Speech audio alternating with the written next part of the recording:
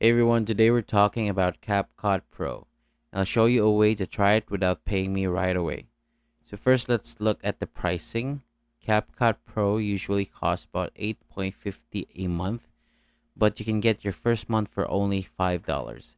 There's also a yearly plan for around $55 and another option for about 73 a year depending on which package you choose.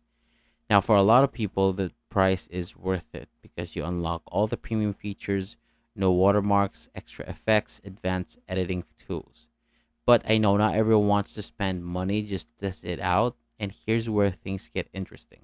There's actually a way to get CapCut Pro completely for free, but in a limited time. This isn't some trick or shady app, it's an official free trial offer from CapCut. Basically, new users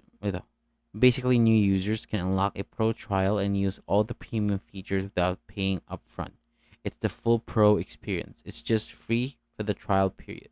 It's a legit promotion. If you're eligible, it's one of the best way to see if CapCut Pro is worth it before you decide to subscribe. Thank you so much for watching and I'll see you on the next one.